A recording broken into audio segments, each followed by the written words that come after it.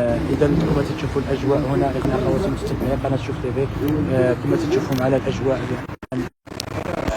صراحه الاجواء حزينه عند خصوصا المتتبعين والمحبين ديال الفنان المغربي سعد مجرد. كما تشوفوا معنا اخواني اخواتي متابعي قناه شوف تي في، نحن معكم مباشره من هنا من محكمه الجنايات العاصمه الفرنسيه باريس. نظرا شوفوا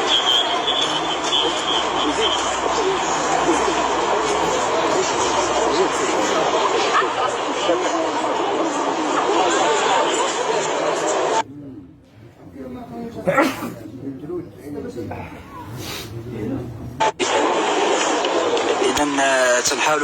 دائما إخواني أخواتي متتبعي قناة شوف تي في من هنا من قلب محكمة الجنايات في العاصمة الفرنسية باريس، نحاول نأخذ تصريحات أخرى لبعض المقرر اليوم هنا بمحكمة الجنايات بالعاصمة الفرنسية باريس. إذا كما تشوفوا أجواء ديال الحزن تخيم على متتبعي أو محبي الفنان المغربي سعد مجرد.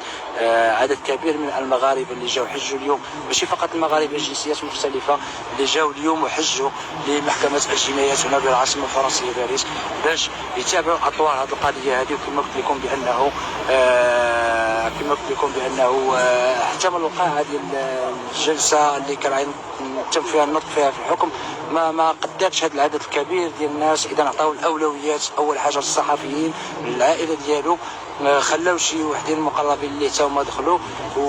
والباقي كانوا داروا لهم واحد القاعه لتحت في المحكمه، داروا لهم واحد القاعه